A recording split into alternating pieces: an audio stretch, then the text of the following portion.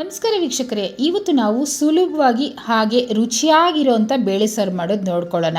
ನೋಡಿ, ಈ ಬೇಳೆ ಸಾರಿಗೆ ಬರೀ 2 ಟೊಮೊಟೊ 3 ಬದನೆಕಾಯಿ ಇದ್ದರೆ ಸಾಕು. ರುಚಿಯಾಗಿ ಬೇಳೆ ಸಾರನ್ನು ಮಾಡ್ಕೊಳ್ಬೋದು. ಒಂದು ಸಲ ಮಾಡಿದ್ರೆ ಪದೇ ಪದೇ ಮಾಡ್ತೀರಾ, ಅಷ್ಟು ಚೆನ್ನಾಗಿರುತ್ತೆ. ಓಕೆ, ಮಾಡೋ ವಿಧಾನ. ಮೊದಲು ಸ್ಟವ್ ಮೇಲೆ ನಾನು ಕಡಾಯಿ ಬಿಸಿ ಮಾಡ್ತಿದ್ದೀನಿ. ಅಂದರೆ ನಾವು ಒಗ್ಗರಣೆನ ಹಾಕ್ತಾ ಇದ್ದೀವಿ. 2 ಸ್ಪೂನಷ್ಟು ಎಣ್ಣೆ ಅಥವಾ ತುಪ್ಪ ಯಾವ್ದು ಬೇಕು ಅಂದರೆ ಅದನ್ನು ಹಾಕ್ಕೊಳ್ಬೋದು. ಸಾಸಿವೆ ಹಾಗೆ ಅರ್ಧ ಟೀ ಸ್ಪೂನಷ್ಟು ಜೀರಿಗೆ. ನಮಗೆ ಸಾಸಿವೆ ಚಿಟಪಟ ಅಂತ ಸಿಡಿಬೇಕು. ಸಿಡಿದ ನಂತರ 2 ಕಡ್ಡಿ ಕರಿಬೇವು, ಒಂದು 10 ಎಸಳಷ್ಟು ಬೆಳ್ಳುಳ್ಳಿನ ಚಚ್ಚಿಬಿಟ್ಟು ಹಾಕ್ಕೊಂಡಿದ್ದೀನಿ.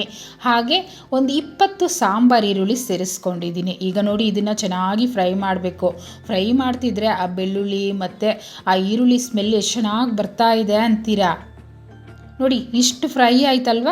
ಈಗ 2 ಹಣ್ಣಾಗಿರೋಂಥ ಟೊಮೊಟೊನ ಸೇರಿಸ್ಕೊಳ್ತೀನಿ. ಹಾಗೆಯೇ 3 ಬದನೆಕಾಯಿ ಸ್ವಲ್ಪ ದೊಡ್ಡ ಸೈಜಲ್ಲೇ ಕಟ್ ಮಾಡಿ ಹಾಕ್ಕೊಳ್ತಾ ಇದ್ದೀನಿ. ಬೇರೆ ಏನು ತರಕಾರಿ ಬೇಡ ಫ್ರೆಂಡ್ಸ್, ಸುಲಭವಾಗಿ ಈ ರೀತಿ ಮಾಡ್ಕೊಂಡು ನೋಡಿ. ಅಂದರೆ ಮನೇಲಿ ತರಕಾರಿ ಇಲ್ಲ ಅಂದಾಗ ರುಚಿಯಾಗೂ ನಾವು ಸಾರನ್ನು ಮಾಡ್ಕೊಳ್ಬೋದು. ಅದನ್ನೇ ನಿಮಗೆ ತೋರಿಸ್ತಾ ಇದ್ದೀನಿ. ಈಗ ಈ ಬದನೆಕಾಯಿ ಅರ್ಧ ಭಾಗದಷ್ಟು ಎಣ್ಣೆಲೆ ಬೇಯಬೇಕು. ನೋಡಿ, ನಮಗೆ ಈ ಥರ ಕಲರ್ ಚೇಂಜ್ ಆದ ನಂತರ ಒಂದು ಚಿಕ್ಕ ನಿಂಬೆಹಣ್ಣು ಗಾತ್ರದ ಹುಣಸೆ ಹುಳಿನ ಸೇರಿಸ್ಕೊಳ್ತಾ ಇದ್ದೀನಿ. ಹಾಗೆಯೇ ಖಾರಕ್ಕೆ 2 ಟೇಬಲ್ ಸ್ಪೂನಷ್ಟು ಬೇಳೆ ಸಾರಿಗೆ ಹಾಕುವಂಥ ಸಾಂಬಾರು ಪುಡಿ.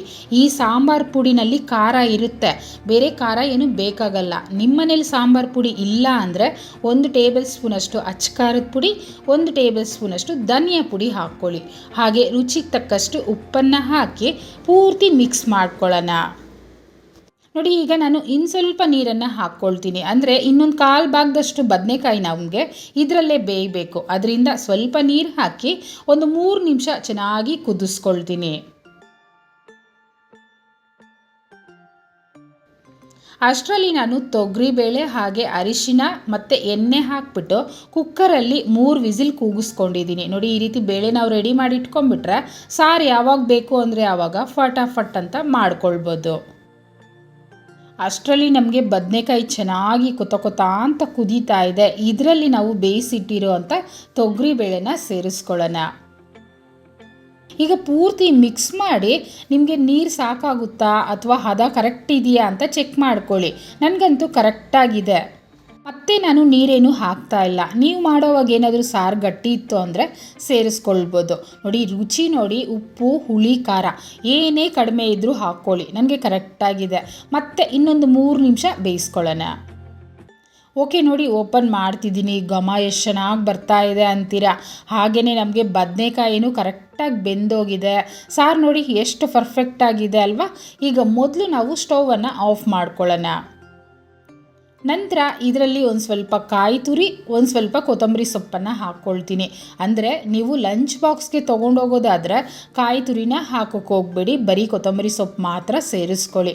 ಕಾಯಿ ತುರಿ ನಾವು ಮನೇಲಿ ಬಳಸೋದಾದರೆ ಹಾಕ್ಕೊಂಡ್ರೆ ತುಂಬ ರುಚಿಯಾಗಿರುತ್ತೆ. ಈಗ ಪೂರ್ತಿ ಮಿಕ್ಸ್ ಮಾಡ್ತಿದ್ದೀನಿ. ರುಚಿಯಾದಂಥ ಬೇಳೆ ಸಾರು ಬರೀ 2 ಟೊಮೊಟೊ 3 ಬದನೆಕಾಯಲ್ಲೇ ನಾವು ಮಾಡ್ಕೊಳ್ಬೋದು. ಇದ್ರ ಜೊತೆಲಿ ಚಪಾತಿ, ಮುದ್ದೆ, ಅನ್ನ, ದೋಸೆ, ಇಡ್ಲಿ ಎಲ್ಲದಕ್ಕೂ ಚೆನ್ನಾಗಿರುತ್ತೆ. ಬೆಳಗ್ಗೆ ಮಾಡಿಕೊಂಡ್ರೆ ಟಿಫನ್ಗೂ ಆಗುತ್ತೆ, ಮಧ್ಯಾಹ್ನ ಲಂಚ್ಗೂ ಆಗುತ್ತೆ. ನೋಡಿ, ಈ ರೀತಿ ಸಿಂಪಲಾಗಿ ರೈಸ್ ಜೊತೆ ನಾನು ಸರ್ವ್ ಮಾಡ್ತಾ ಇದ್ದೀನಿ.